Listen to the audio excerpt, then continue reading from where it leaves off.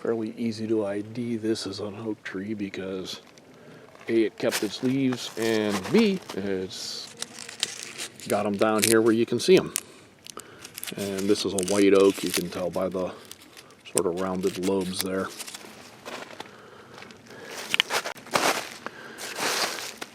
And here in a more natural setting, we've got a hemlock here.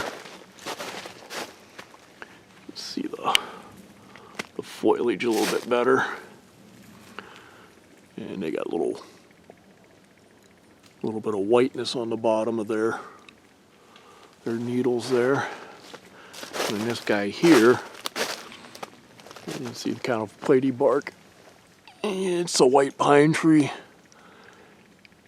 You can't really see the needles on it, but they come in bundles of 5. Showed a few of them before, but you can kind of tell they kind of got like a soft look to them because the needles are so fine. And bark is also fairly distinctive. Another one over here. A whole bunch of them here. I believe a good bit of these pine trees were planted at any rate, but it's kind of thinned out and mixed a little bit.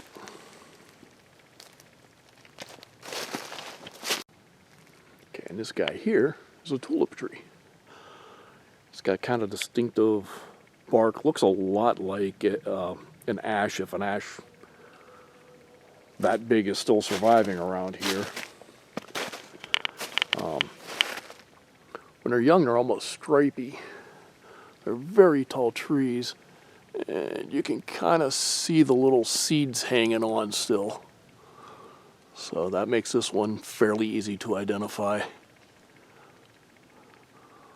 I mean, you can't really see the seeds from here, but I know them good enough from a distance. See, I don't see any on the ground either. Here's another pine tree, and you can kind of tell looking around because of the even spacing that this was planted at one time. And this right here with the sort of reddish platy bark is a red pine. No needles near us, but they should be in bundles of 2, and they will kind of snap when you bend them over. I don't think I'm over the border in Ohio. I don't think red pines were even native to Ohio, but they're native to PA and mostly the northern part of PA. A couple of spots in the mountains going farther south. Well, I've heard some debate on that. Some say they're native in Virginia and West Virginia. Others say they were planted there. And somebody else will sort that out. Some needles that fell, but yeah, they're fairly long, and they're in bundles of 2, and they're not very twisty. If these were green, I'd try the little snap trick, but they're not. See more white pines over there too. They do well mixed together.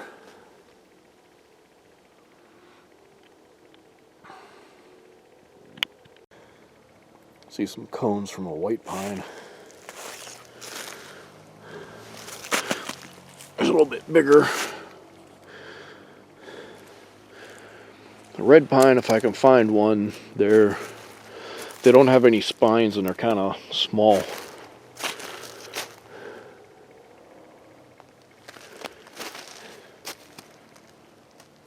Trying to stay over here on the deer trails.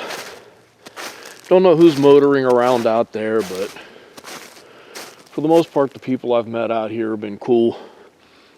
Some of them even ride Jeeps down the trails in these woods, even though they're supposed to be off limits to ATVs, but had some weird experiences before. Yeah, somebody was digging around here.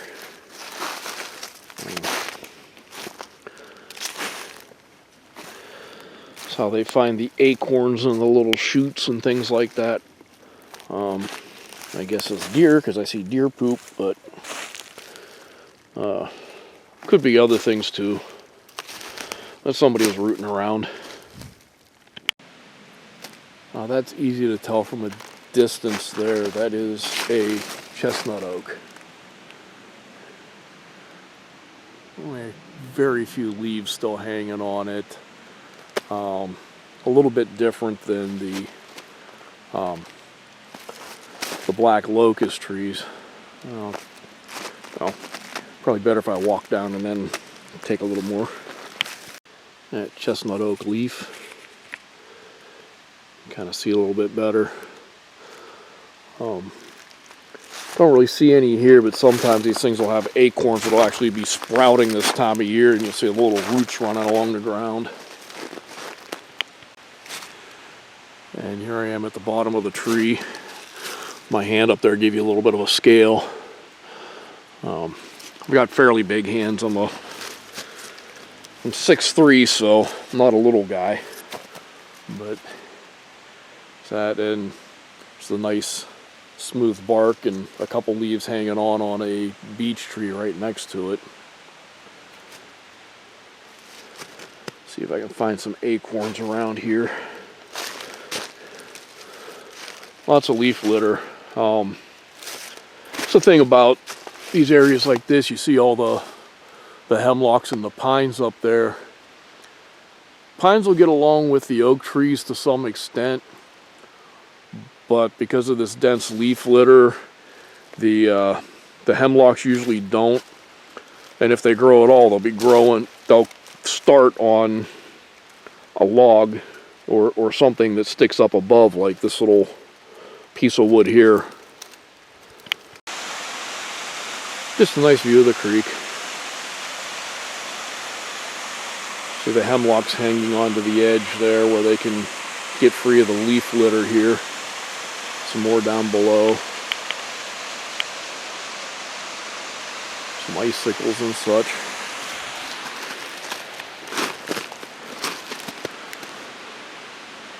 See a little creek valley. Looks very undisturbed down here, but up near the headwater, it crosses over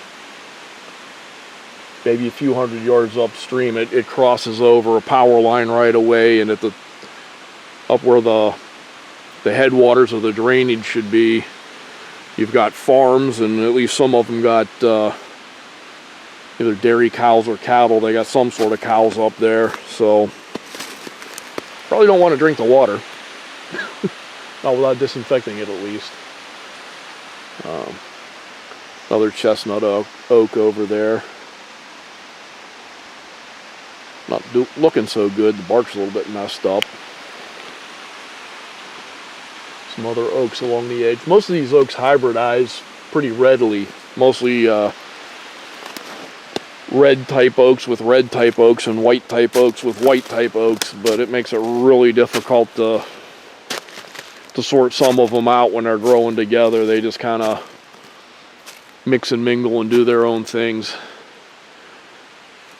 Kind of see there used to be a trail or something coming through here, and right up there there's an actual, almost like a dirt road. A lot of people's eyes don't pick things up like that. I've been in the woods so much you can kind of see the trail running along the top of this ridge here. And if I turn around, you can kind of see it continuing that way.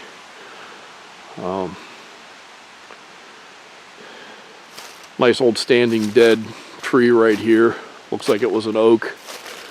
Feeding the woodpeckers. Looks like somebody possibly made a little, it looks like they just dug out food. So a lot of times they'll make a home near the top of these. They really dug out a lot of stuff on this one. That's why it's good to leave dead trees if you can. It's a home for a lot of things and food for a lot of things, and kind of helps out. These little bushes here, and I'll go back and look for. These are witch hazel.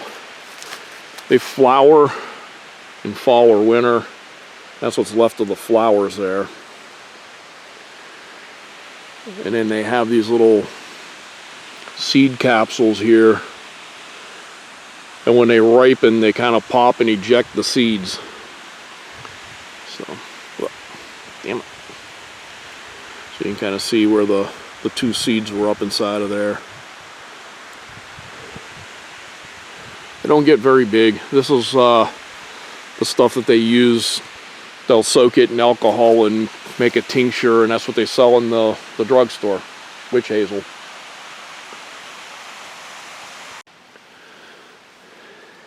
It's just another young hemlock tree. And we're fairly lucky where I'm at. I mean, these look nice and green and healthy, and pretty much all of them around here look nice and green and healthy. You get out to the middle of Pennsylvania, and I guess more towards the south too. They got this thing called a woolly egglid. It's actually spelled like Adelgid. But you'll look at these things and they'll have little white fluff all over them down in the joints of the needles, and it kills the trees. Just wipe out whole areas. But so far we've been lucky. They haven't moved north or west enough to really affect my area here. Not yet, at least. Oh, a nice little patch on the other side there. I'm actually surprised I don't see more. But over here, where the tree roots are, there's a little seedling trying to survive. And sometimes you'll see them, they do that on logs a lot. I don't see any. I guess the deer have been munching them pretty good. But sometimes you'll see trees that look like they're growing up off the ground. And that's why they started growing on a log and they sent their roots down and everything, and then the log rots away and the tree looks like it's standing on its tippy toes.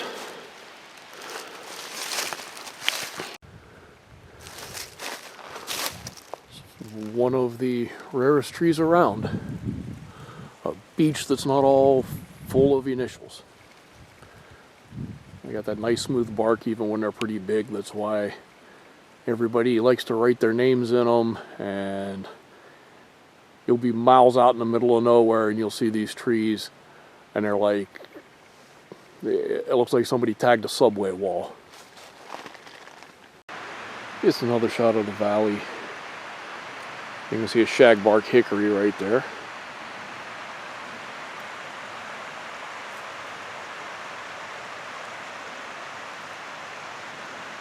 See at least one tree that's seen better days there. On this side here a little bit.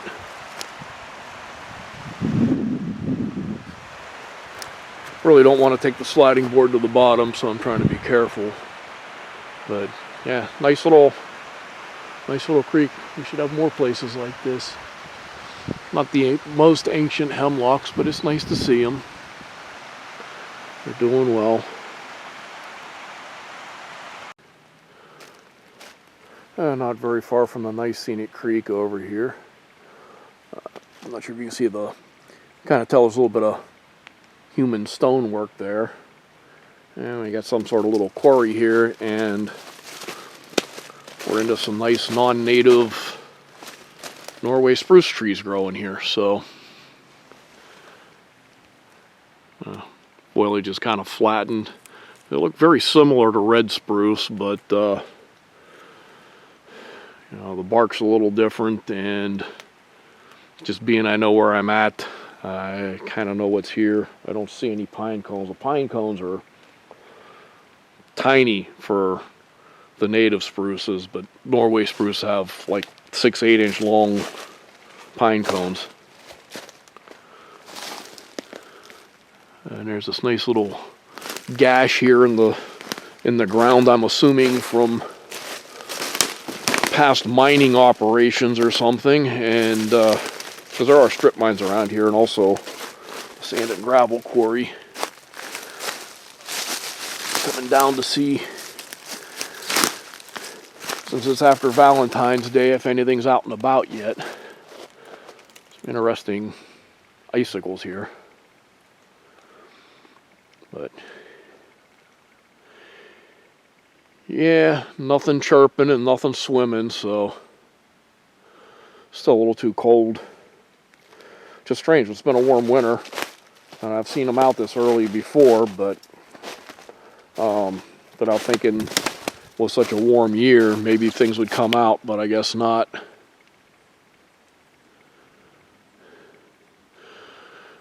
You can look back towards where I was out on top of a ridge up there.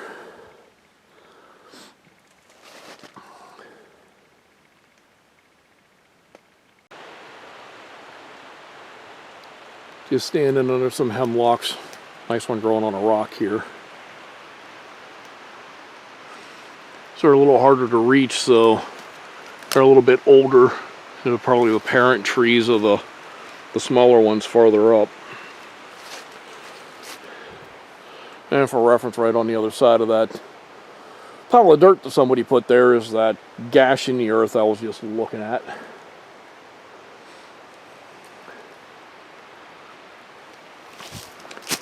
Let me go over here without killing myself.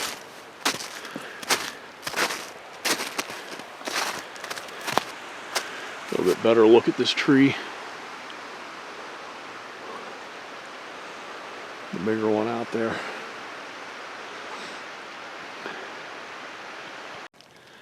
It's another neat, somewhat younger hemlock growing up on top of a rock.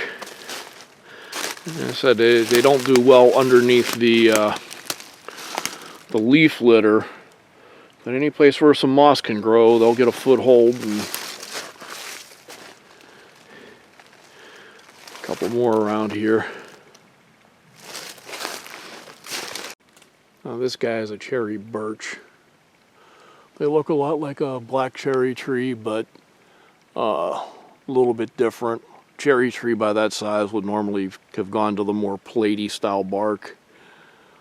Sometimes they're a little bit more peely shreddy than that. Yellow birch seems to be more shreddy. Sometimes yellow birch is a little bit grayish and kind of confusing.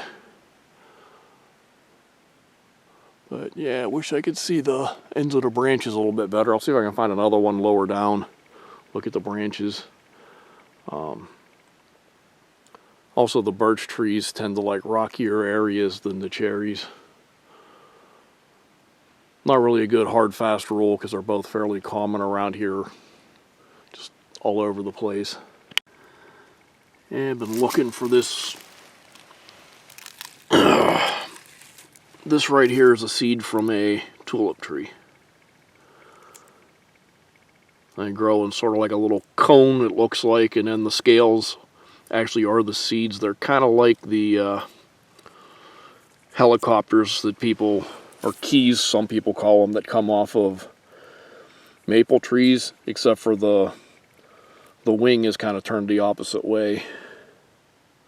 So, there's also that tiny little cone is from a hemlock tree. It's actually what I'm under right now is a hemlock tree, so they are very small. And due to the leaf litter, not a whole lot of young ones, but sometimes you'll find them on these mossy spots. Either mossy rocks or mossy logs is where the hemlocks tend to take root.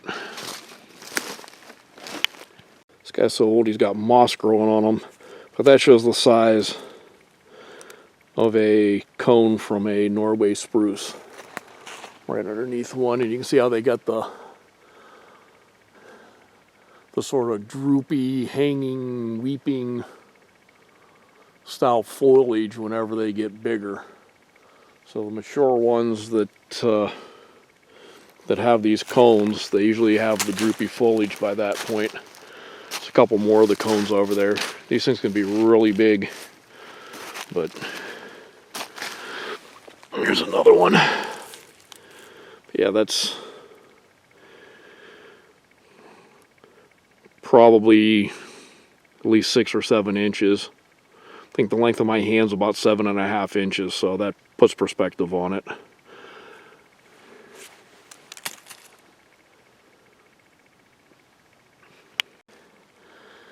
And even though this is woods, in fact I believe this is considered a nature preserve, you can obviously tell that used to be a road there. I hope you can. Yeah, there's an abandoned rail down below this, a little bit lower, and so most of the world east of the Mississippi has been severely modified. Just a lot of people, they walk in the woods and they look at stuff that isn't native and they think it belongs there, and they see piles of rocks and they think they're natural formations when really they're tailings that somebody piled up when they dug for coal or whatever. And a little trickle of a creek here. I'll follow that down, I guess. Kind of see where the little side channel meets the other creek. Just some scenery.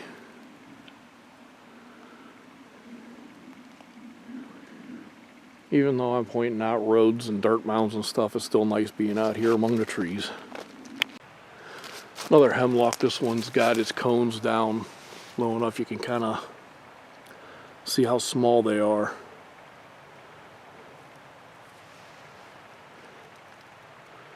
Still up over that creek there. Kind of interested to see what this place ends up being like in 100 years.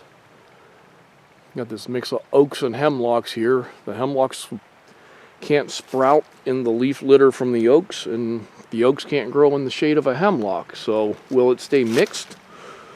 Will it sort itself out in favor of one or the other?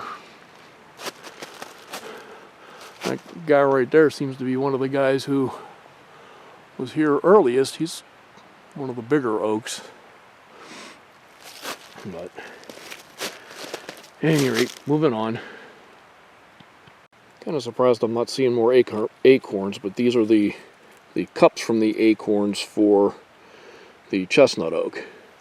And that big old veteran there, that's a chestnut oak. You can tell by the really, really furrowed bark. Normally, because they're rather bitter and rather large, you'll see them sitting on the ground and they'll be sprouting about this time of year. But I haven't seen a single acorn yet. If I find one, I'll make sure I record it, but so far, nada. So notice the slope here is mossy because it's steep enough that the leaf litter doesn't stick. And where you find moss, you tend to find these seedlings of the hemlock. So at least on the edge of this slope, it looks like they're going to win the battle. Don't see any more, but yeah, there's 2 of them. This one and a smaller one right there.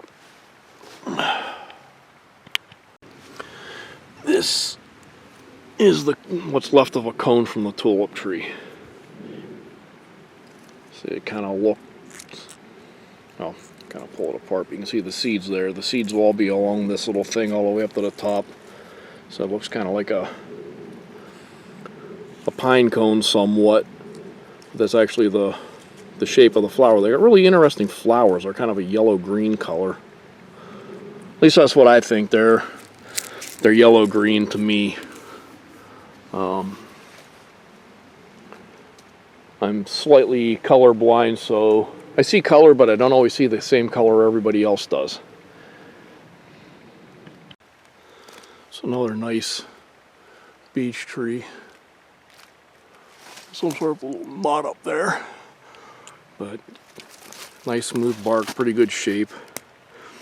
You can see these roots here run real shallow, and you'll see other beech trees. You can kind of tell, you know, a lot of them they come off of the roots of another tree, and you'll see you know, fairly large areas that seem like, oh gee, you got a bunch of beech trees, but in reality you've basically just got a bunch of clones of the exact same one. And a lot of times they don't produce a lot of seed because of that. They're all at least closely related, if not just all clones of the same thing for possibly acres and acres. I'll sneak down here. And right here we have a lonely and somewhat beat up mountain laurel. Fairly easy winter ID on this because it's evergreen. Kind of shreddy bark here towards the base, at least shreddy looking. And sort of small pointy leaves. The only other thing that's evergreen like this that's native would be the Rose Bay rhododendron. Sometimes people call them great laurel, rhododendron maximum. And those have bigger leaves and they're much rounder leaves. Sometimes even this late in the year you'll see good seed on these things, but I don't see any old flowers or anything. Yeah, he looks kind of old, but he looks like part of him died off a while back. And he also looks like he got smacked by this tree whenever it fell too. They normally don't grow that well where there's a lot of leaf litter. So he probably grew on a nurse log or something like that too originally. Don't see any other ones in this little spot here, but I know there's other ones in these woods.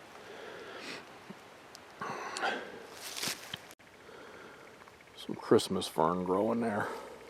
Kind of beat down by the snow and ice, but I call it Christmas fern because it's evergreen. Just another little creek valley going through there. This little trickle of a stream. It's over that way back towards the road again.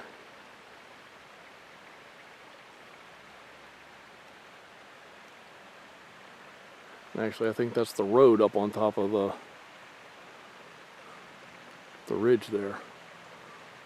Like the road, the one that I drove in here on. Well, I didn't drive quite this far down on it, but yeah. And down that way, that valley, Beaver Creek's down there somewhere. So, see what else I can find for you. A little more up close and personal with the creek here. Not a very big creek. Some neat little ice formations, but you can tell there's a road at the top because in the middle of all this beauty, we've got 2 tires. People suck. At least one of the trees around here is a linden. I'm not sure off the top of my head which one, but they have that, and then that little stem underneath that wing usually has little, I guess you'd call them nutlets, or fruit, whatever the hell it is. Little hard woody seeds.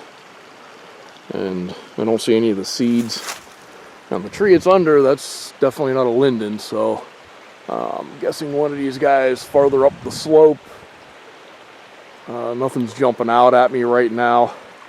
I got the sun in my eyes looking this way though. But those things do travel a good ways with the wind, so it could be up there on the other side of the road for all I know. Next to the road, this little rock outcrop, you can see that's wild hydrangea growing up there. It's fairly distinctive looking. And got these, I think they're more or less an umbel. That's the flowers or the seed head. And you got some Christmas fern, some other evergreen fern, and down there got a little blackberry who's green already in February. And now I'm down on the rail trail. You can see the hemlocks over there. And I'm not sure if you can tell them from a distance yet, but see those other trees over there, those are Norway spruce, and hopefully by now you can kind of tell by that little weepy hanging effect of the little branchlets on the mature tree that that's what that is. I'll zoom in a little bit if you can see how they kind of droop. So you can tell a Norway spruce from a distance.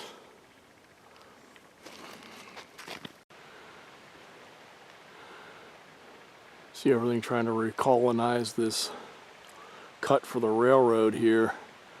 You can see the hemlock do really well there. This was the last little stream I had crossed. It's a little trickle goes down, goes under this rail trail and goes out there to Beaver Creek. Just don't feel like climbing all the way down that slope to give you a better shot of the creek. I'll try to get one a little farther up maybe. But creek's up a little bit, still snow thawing. Just another little bit of note here. The trail I'm on, that I'm facing off of, is running north-south.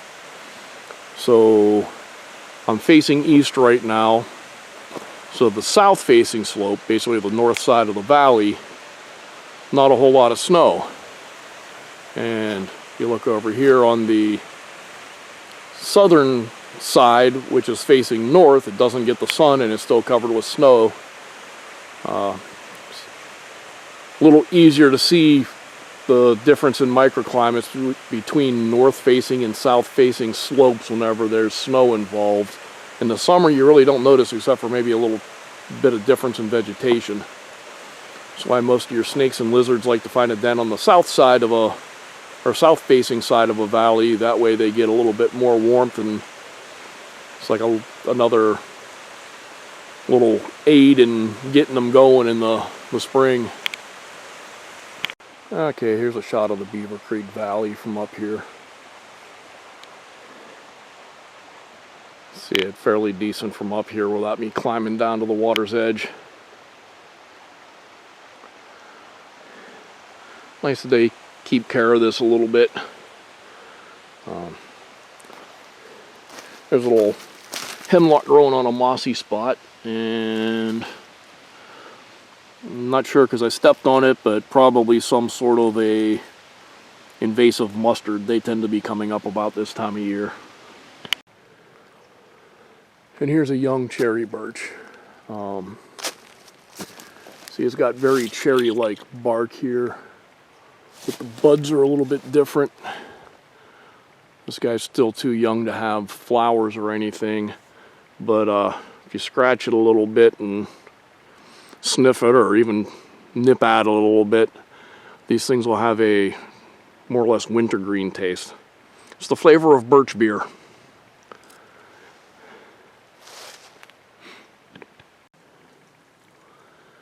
Just kind of neat place here where we got some icicles and stuff in this cut along the railroad track here.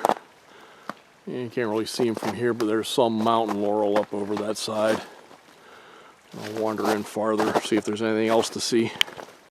Yeah, you can see a little bit of the evergreen, whatchamacallit, mountain laurel in there among everything. You can really see the different strata in the rock, including coal. In better weather, you can actually find lumps of coal in this place here. In fact, I think that's one there. Yep. Yep.